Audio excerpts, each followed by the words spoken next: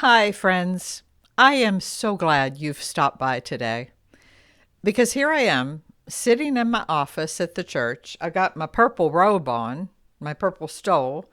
I've got my bowl of ashes, and I'm wondering what in the world am I going to do?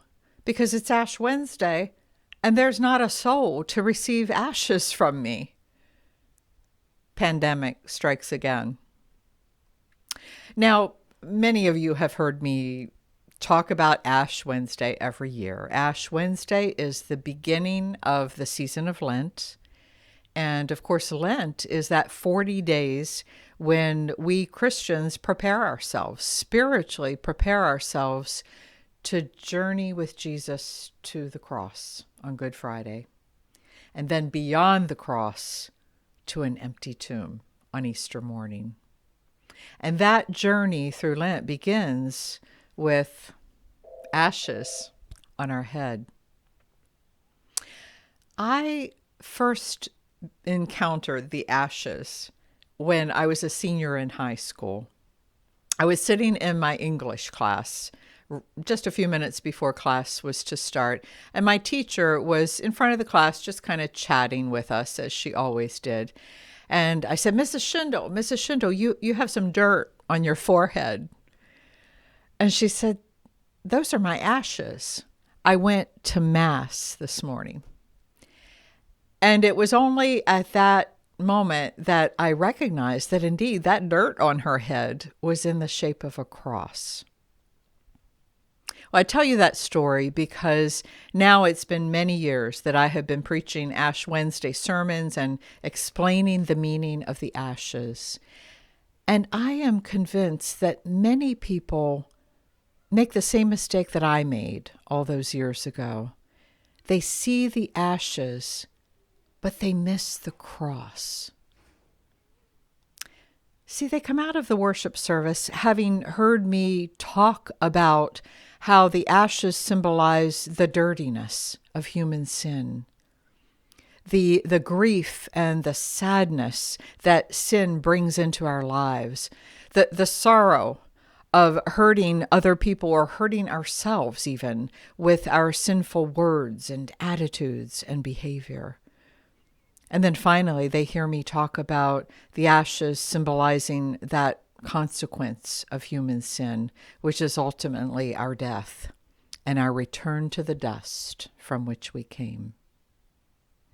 So, understandably, they hear all of that on Ash Wednesday, and they come out of the service and they say, Pastor Lori, I feel so bad now. I feel so guilty. And at that point, I just want to weep out loud. And I say to them, oh, my dear one, you've missed the point. You missed the rest of the story. You missed the cross. Because you see, somehow in all they hear about the ashes, they miss the good news of the cross of Jesus Christ.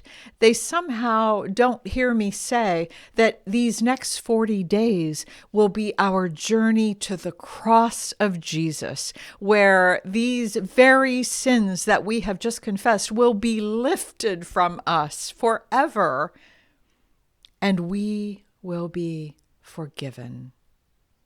No, we are forgiven. And so they don't hear that.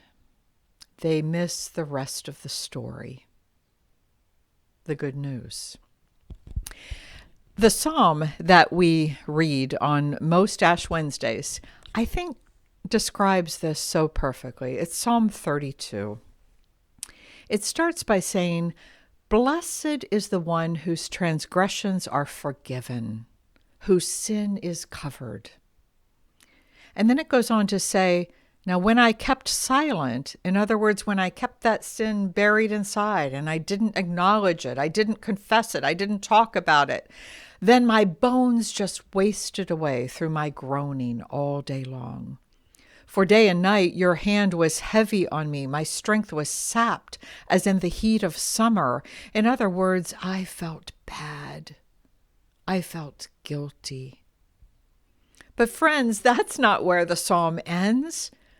My goodness, no. It goes on to say, but then I acknowledged my sin to you. I did not cover up my iniquity. I said, I will confess my transgressions to the Lord. In other words, I will slap those ashes on my head and I will acknowledge my sinfulness. Because then what happens? Then you forgave the guilt of my sin. You forgave the guilt of my sin, O God. There it is, the cross, the good news. And then it ends by saying, rejoice in the Lord and be glad, you righteous. Sing, all you who are upright in heart. You see, the cross turns our mourning into joy, our weeping into dancing. Well, friends, as we begin this season of Lent, the ashes remind us, shaped like a cross on our forehead. The ashes remind us that our sin is real and we must acknowledge it. We must confess it, as the psalm says. But never, never forget the good news that the ashes are in the shape of a cross. Never forget the rest of the story. Never miss the cross. So let's journey in these 40 days with Jesus to that cross where indeed we will trade our ashes for joy. Amen. And thanks be to God. Now, friends, as you start your journey, just a couple of things I'd like to suggest to you. One is that there is a beautiful song called Trading My Ashes for Beauty. It reflects the same message as this that you have just heard from me, and so much more beautifully. So that link is in the email that I've sent to our congregation, but if you don't receive those emails, the link is on your screen at this time that you can simply type it in and hear that beautiful message, Trading My Ashes for Beauty. And then the second suggestion is that as you go through these 40 days, consider journeying directly with Jesus by reading the story of his life, ministry, death, and resurrection as we have it in our New Testament Gospels. If you've never read one of the Gospels through, I suggest you start with Luke and just measure your pace so that by Easter morning you have finished the story and you have arrived not only at the cross, but at the empty tomb. Friends, thanks again for coming to be with me today, to share the ashes, and more importantly, to share the cross. Amen.